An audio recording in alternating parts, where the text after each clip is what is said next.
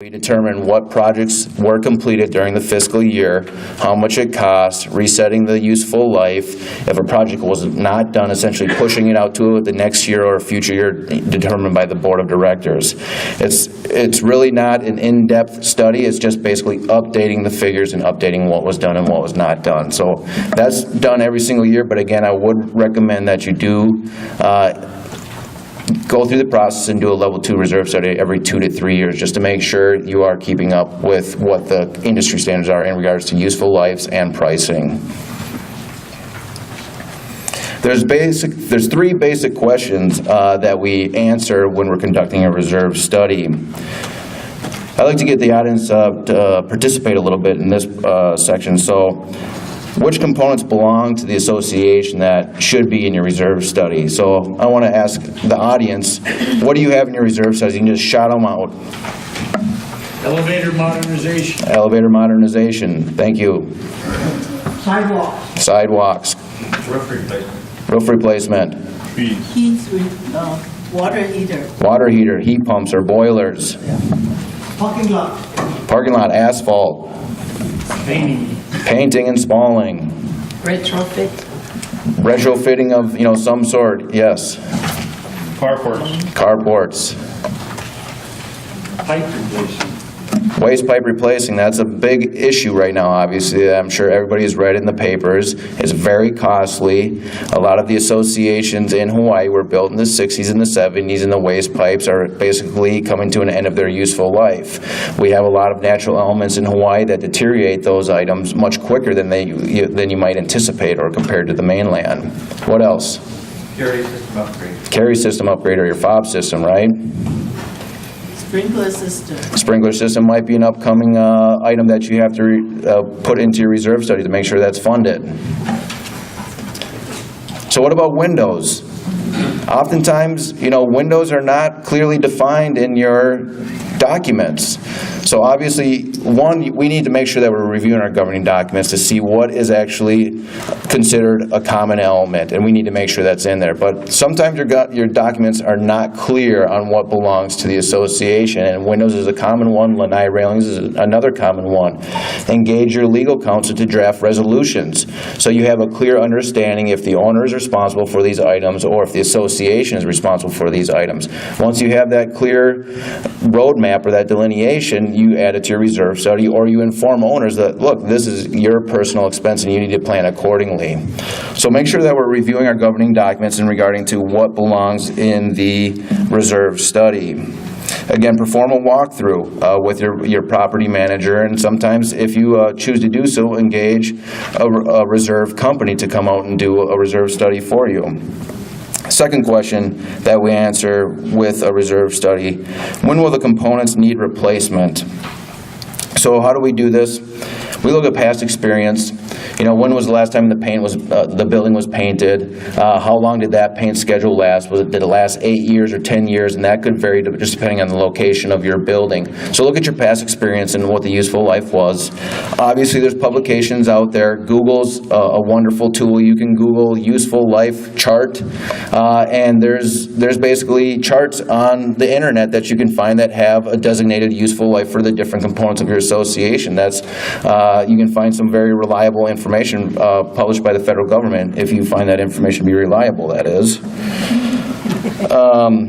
So there is a lot of tools available to you online that can really help you determine what your useful life is. Again, if you have a painting project in your reserve study and you have a 20-year useful life and you live in the state of Hawaii, that's likely much longer than what the actual useful life is. So be honest with what the useful lives are. Don't extend useful lives to circumvent or minimize your maintenance fee increases. Again, your condo or your home is oftentimes your biggest investment. I looked at the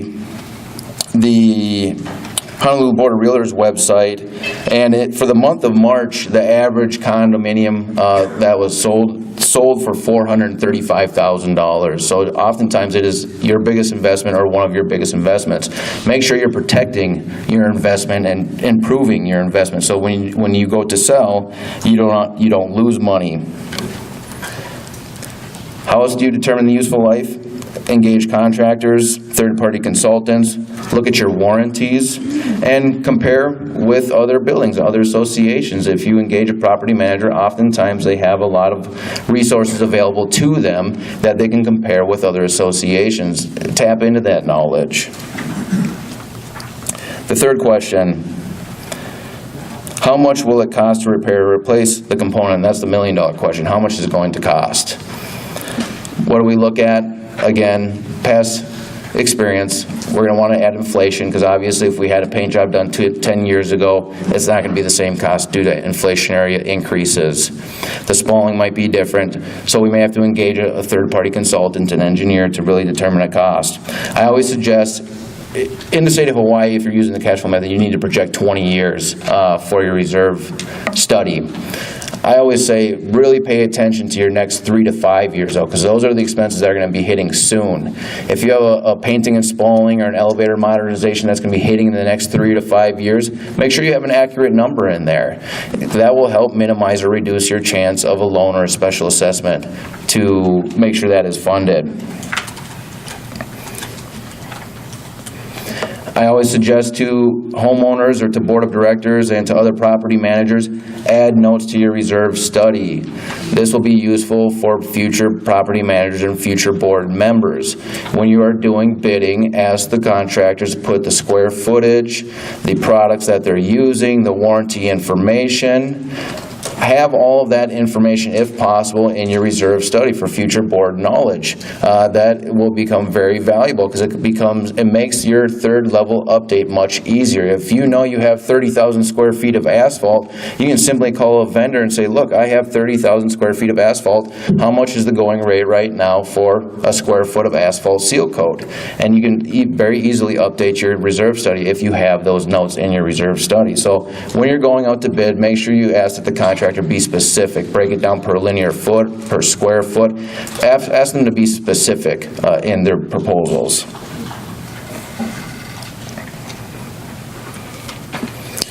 Hawaii statute allows for 2 funding methods.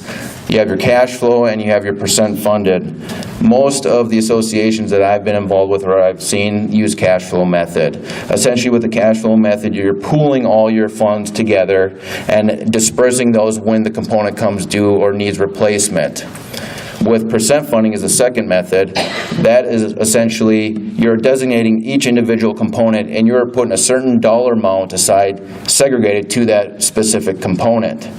So that being said, if you're using the percent funded method and you have a component that comes due and it is more than you've collected, which obviously will most likely be because you've only collected 50% possibly, oftentimes you will need to take from other equipment or other funds that you have designated for other specific components. If you do so, you will have to replenish those funds, obviously. Your other 2 options to fund the other 50% is a special assessment or a loan. Again, the point of a reserve study is really a long-term planning tool to avoid a special assessment or a loan.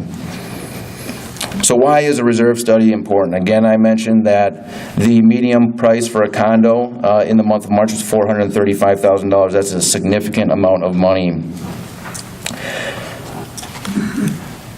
Fannie Mae, or basically if you want government funding, there are certain requirements that need to be established or need to be met, rather, if you want government funding. If you want to get an FHA loan, essentially you have to have an updated reserve study that's only 12 months or newer to prepare for that.